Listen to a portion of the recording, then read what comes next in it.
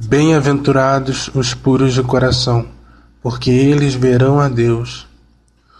Nós lemos no Evangelho que Jesus Cristo, querendo ensinar ao povo que vinha em massa a aprender dele o que era preciso fazer para ter a vida eterna, senta-se e, abrindo a boca, lhes diz: Bem-aventurados os puros de coração, porque eles verão a Deus. Se nós tivéssemos um grande desejo de ver a Deus, meus irmãos, só estas palavras não seriam acaso suficientes para nos fazer compreender quanto a pureza nos torna agradáveis a Ele e quanto ela nos é necessária? Pois, segundo Jesus Cristo, sem ela, nós não o veremos jamais. Bem-aventurados, nos diz Jesus Cristo, os puros de coração, porque eles verão o bom Deus. Pode-se acaso esperar maior recompensa que a que Jesus Cristo liga a esta bela e amável virtude, a saber, a posse das três pessoas da Santíssima Trindade por toda a eternidade? São Paulo, que conhecia bem o preço dessa virtude, escrevendo aos Coríntios, lhes diz: Glorificai a Deus, pois vós o levais em vossos corpos, e sede fiéis em conservá-los em grande pureza. Lembrai-vos bem, meus filhos, de que vossos membros são membros de Jesus Cristo, e que vossos corações são templos do Espírito Santo. Tomai cuidado de não os manchar pelo pecado, que é o adultério, a fornicação e tudo aquilo que pode desonrar os vossos corpos e vosso coração aos olhos de Deus, que é a pureza mesma. Ó, meus irmãos, como esta virtude é bela e preciosa, não somente aos olhos dos homens e dos anjos, mas aos olhos do próprio Deus. Ele faz tanto caso dela que não cessa de louvar naqueles que são tão felizes de a conservar. Também esta virtude inestimável constituiu o mais belo adorno da Igreja e, por conseguinte, deveria ser a mais querida dos cristãos. Nós, meus irmãos, que no santo batismo fomos aspergidos com o sangue adorável de Jesus Cristo, a pureza mesma, neste sangue adorável que gerou tantas virgens de um e outro sexo, nós, a quem Jesus Cristo fez participantes da sua pureza, tornando-nos seus membros, seu templo. Mas ai, meus irmãos, neste infeliz século de corrupção em que vivemos, não se conhece mais esta virtude, esta celeste virtude que nos torna semelhantes aos anjos. Sim, meus irmãos, a pureza é uma virtude que nos é necessária a todos, pois que sem ela ninguém verá o bom Deus. Eu queria fazê-los conceber desta virtude uma ideia digna de Deus e vos mostrar o quanto ela nos torna agradáveis a seus olhos, dando um novo grau de santidade a todas as nossas ações e o que nós devemos fazer para conservá-la. Primeira parte: quanto a pureza nos torna agradáveis a Deus.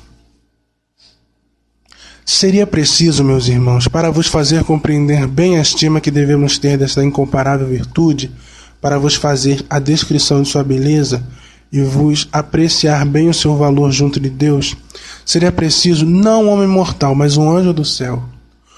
Ouvindo-o, vós direis com admiração: como todos os homens não estão dispostos a sacrificar tudo antes de perder uma virtude que nos une de uma maneira tão íntima com Deus. Procuremos, contudo, conceber dela alguma coisa, considerando que dita virtude vem do céu, que ela faz descer Jesus Cristo sobre a terra e que eleva o homem até o céu, pela semelhança que ela dá com os anjos e com o próprio Jesus Cristo. Dizei-me, meus irmãos, de acordo com isto, acaso não merece ela o título de preciosa virtude? Não é ela digna de toda a nossa estima e de todos os sacrifícios necessários para conservá-la? Nós dizemos que a pureza vem do céu, porque só havia o próprio Jesus Cristo que fosse capaz de nos ensinar e nos fazer sentir todo o seu valor. Ele nos deixou o exemplo prodigioso da estima que teve desta virtude, tendo resolvido na grandeza de sua misericórdia resgatar o mundo. Ele tomou um corpo mortal como o nosso, mas ele quis escolher uma virgem por mãe. Quem foi esta incomparável criatura, meus irmãos? Foi Maria, a mais pura entre todas, e por uma graça que não foi concedida a mais ninguém, foi isenta do pecado original. Ela consagrou sua virgindade a bom Deus desde a idade de 3 anos, e oferecendo-lhe seu corpo e sua alma, ela lhe fez o sacrifício mais santo, o mais puro e o mais agradável que Deus jamais recebeu de uma criatura sobre a terra. Ela manteve este sacrifício por uma fidelidade inviolável, em guardar sua pureza, em evitar tudo aquilo que pudesse, mesmo de leve, empanar seu brilho. Nós vemos que a Virgem Santa fazia tanto caso desta virtude que ela não queria consentir em ser mãe de Deus antes que o anjo lhe tivesse assegurado que ela não a perderia. Mas tendo-lhe dito o anjo que, tornando-se mãe de Deus, bem longe de perder ou empanar sua pureza, que ela fazia tanta estima, ela seria ainda mais pura e mais agradável a Deus, consentiu então de bom grado, a fim de dar um novo brilho a esta pureza virginal. Nós vemos ainda que Jesus Cristo escolheu um pai nutrício, que era pobre, é verdade, mas ele quis que sua pureza estivesse por sobre a de todas as outras criaturas, exceto da Virgem Santa. Dentre seus discípulos, ele distingue um, a quem ele testemunhou uma amizade e uma confiança singulares, a quem ele fez participantes de seus maiores segredos, mas ele toma o mais puro de todos, o que estava consagrado a Deus desde sua juventude.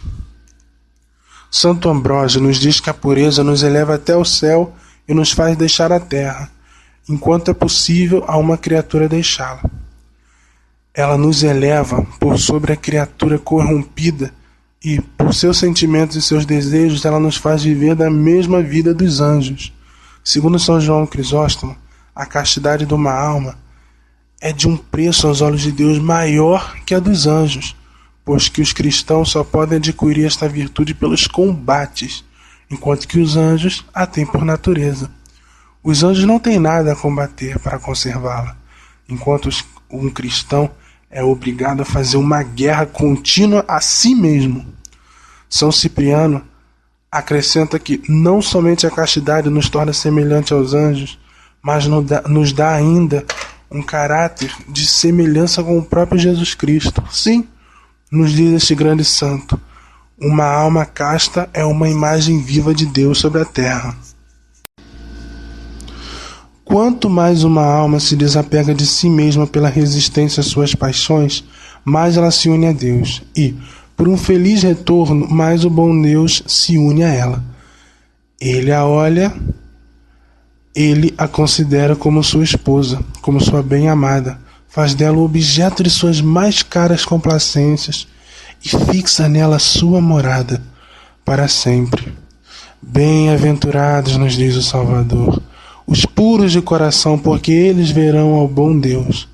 Segundo São Basílio, se encontramos a castidade numa alma, encontramos aí todas as outras virtudes cristãs. Elas pratica com uma grande facilidade. Por quê? Nos diz ele.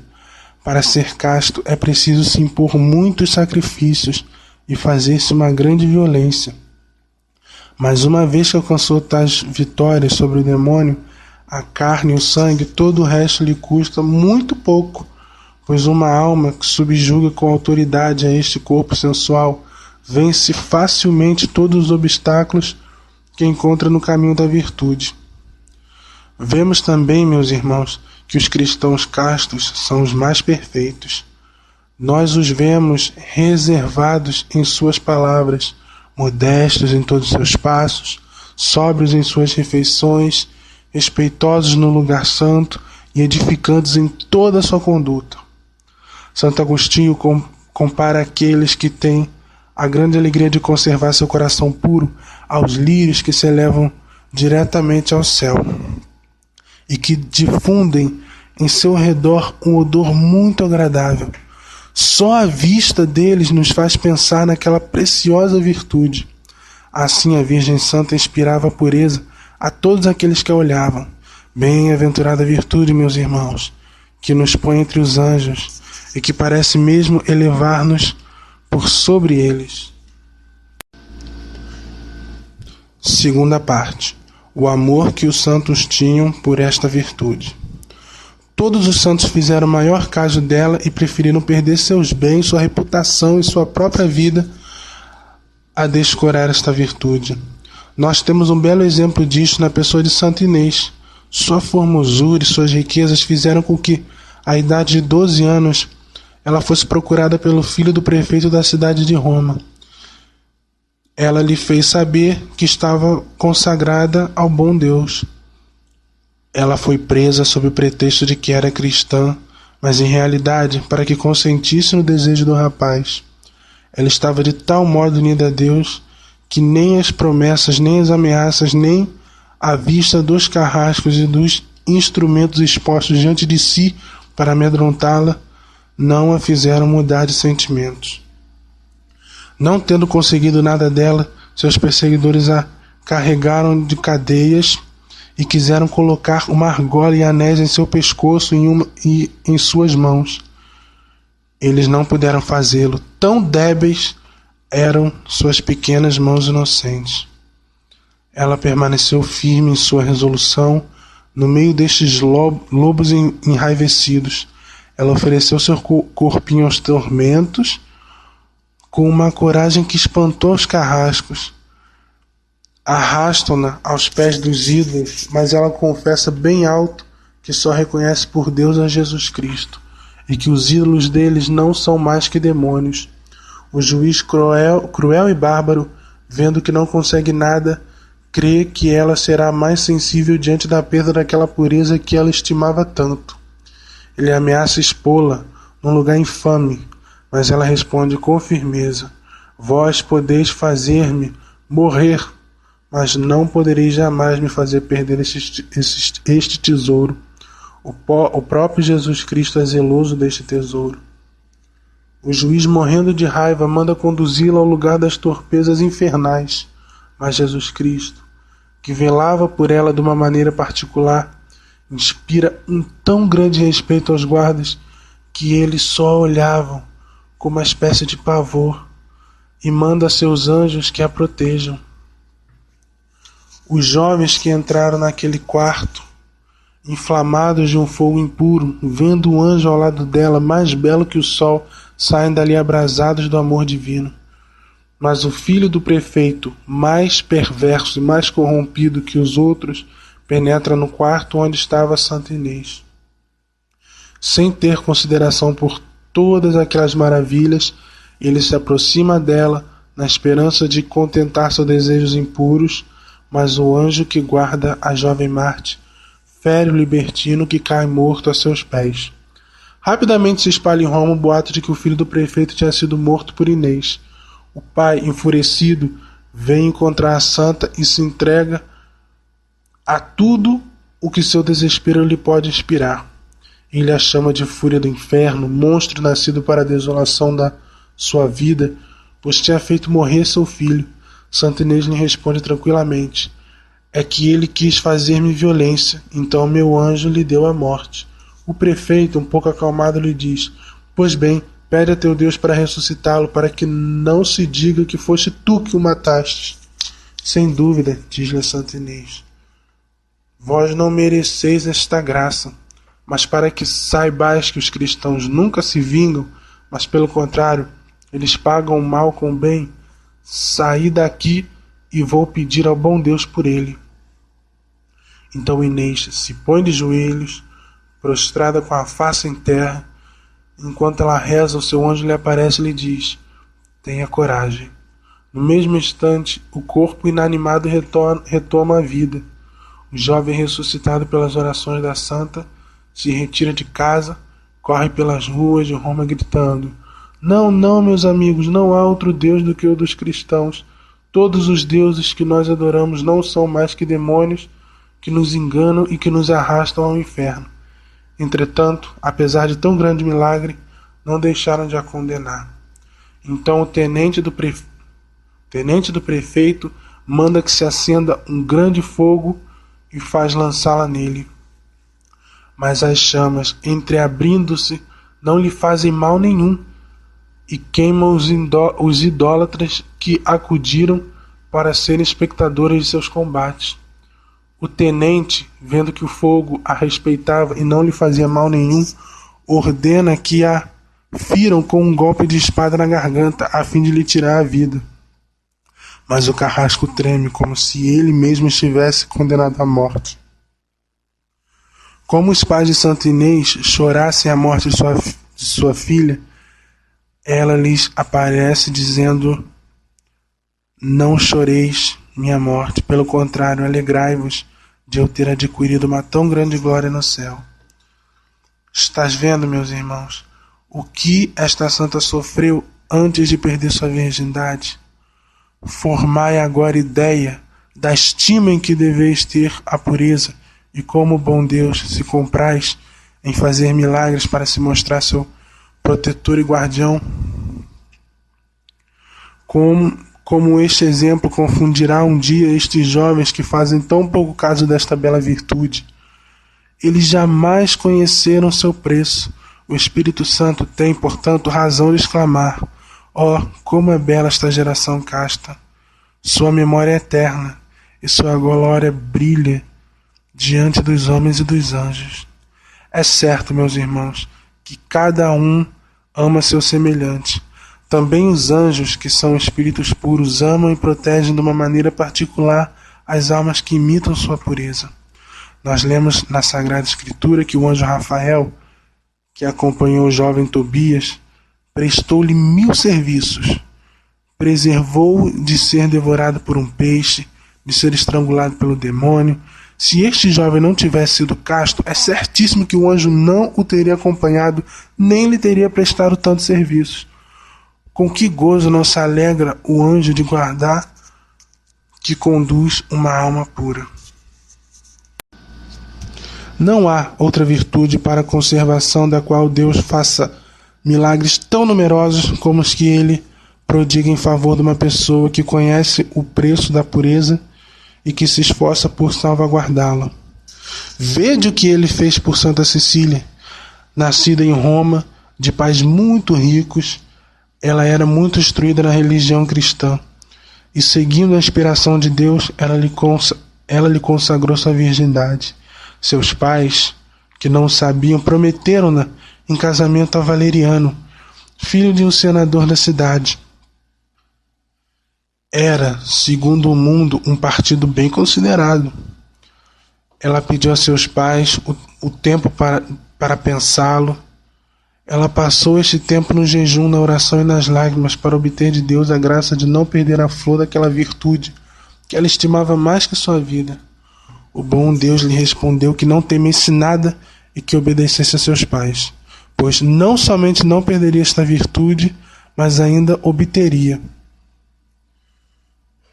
Consentiu, pois, no matrimônio.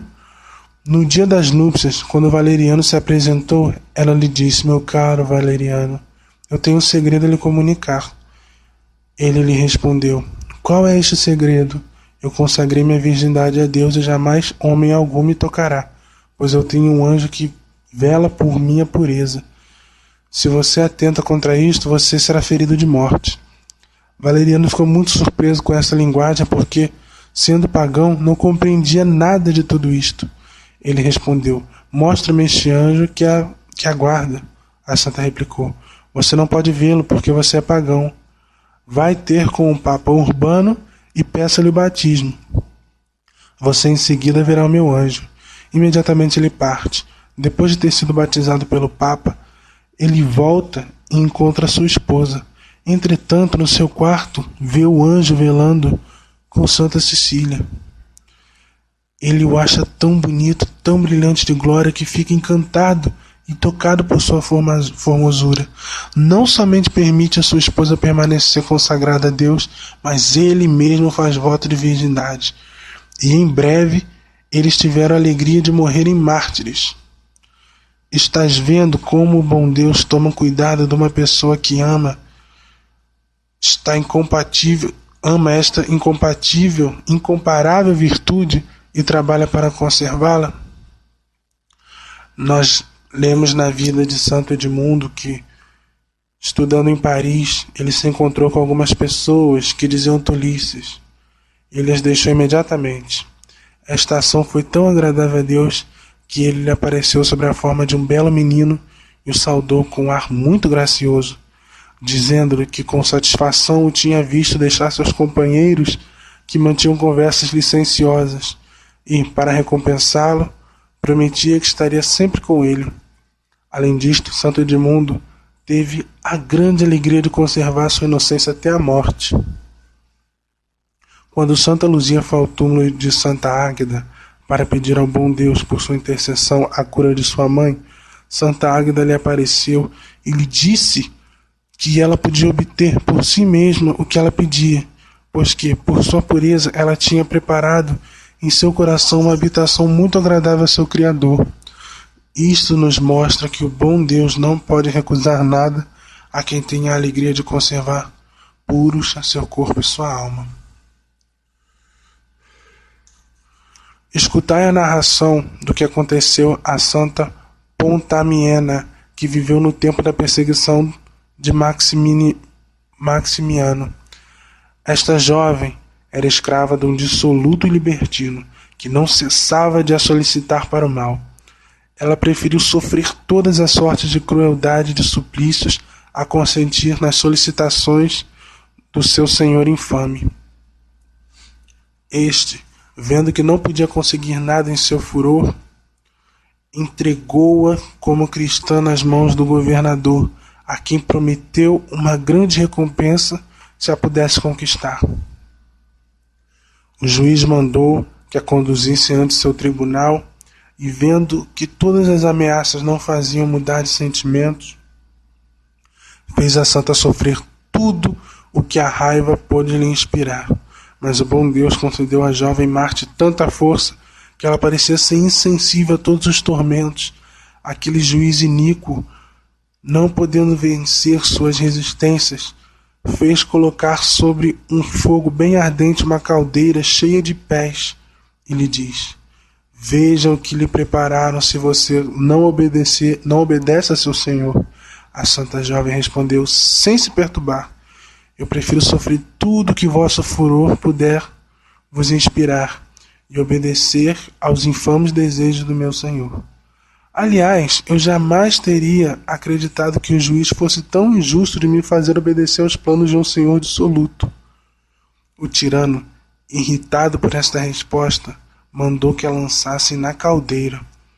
Ao menos mandai, diz-lhe ela, que eu seja lançada vestida. Vós vereis a força que o Deus que nós adoramos dá aos que sofrem por ele. Depois de 3 horas de suplício, Pontamiena entregou sua bela alma a seu Criador e assim alcançou a dupla palma do martírio e da virgindade. Terceira parte. Como esta virtude é pouco conhecida e apreciada no mundo. Ah, meus irmãos, como esta virtude é pouco conhecida no mundo, quão pouco nós a estimamos, quão pouco cuidado nós pomos em conservá-la, quão pouco zelo temos em pedi-la a Deus, pois que não a podemos ter de nós mesmos.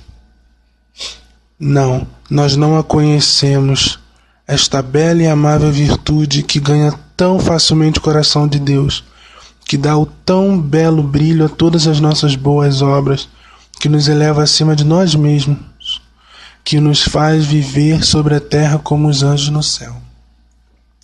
Não, meus irmãos, ela não é conhecida por esses velhos infames impudicos que se arrastam, se enrolam, se submergem na lama de suas torpezas, cujo coração é semelhante àqueles sobre o alto das montanhas, queimados e abrasados por estes fogos impuros.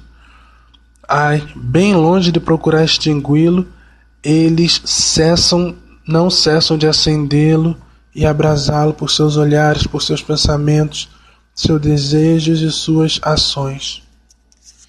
Em que estado estará a alma quando aparecer diante de Deus a pureza mesma? Não, meus irmãos, esta bela virtude não é conhecida por esta pessoa, cujos lábios não são mais que uma abertura e um tubo de que o infame se serve para vomitar suas impurezas sobre a terra, e que se alimenta disto como um pão cotidiano. Ai, a alma deles não é mais que um objeto de horror para o céu e para a terra. Não, meus irmãos, esta bela virtude não é conhecida por estes jovens cujos olhos e mãos estão profanados por estes olhares e... Oh, meu Deus, quantas almas esses pecados arrastam para o inferno! Não, meus irmãos, esta bela virtude não é conhecida por estas moças mundanas e corrompidas que tomam tantas precauções e cuidados para atraírem sobre si os olhos do mundo, que por seus enfeites exagerados e indecentes anunciam publicamente que são infames instrumentos de que o inferno se serve para perder as almas. Estas almas que custaram tantos trabalhos, lágrimas e tormentos a Jesus Cristo. Vede estas infelizes, e vós vereis que 1000 demônios circundam sua cabeça e seu coração. Oh, meu Deus, como a terra pode suportar tais sequazes do inferno? Coisa mais espantosa ainda, como mães as suportam no estado indigno de uma cristã. Se eu não temesse ir longe demais, eu diria a estas mães que elas valem o mesmo que suas filhas. Ai, este infeliz coração e estes olhos impuros não são mais que uma fonte envenenada que dá a morte a qualquer que os olha e os escuta. Como tais monstros ousam se apresentar diante de um Deus santo e tão inimigo da impureza? Ai, a vida deles não é mais que uma acumulação de banha que eles estão juntando para inflamar o fogo do inferno por toda a eternidade. Mas, meus irmãos, deixemos uma matéria tão desagradável, tão revoltante para um cristão, cuja pureza devia imitar Jesus Cristo mesmo, e voltemos à nossa bela virtude da pureza, que nos eleva até o céu, que nos abre o coração adorável de Jesus Cristo, que nos atrai todas as bênçãos espirituais e temporais. Fim.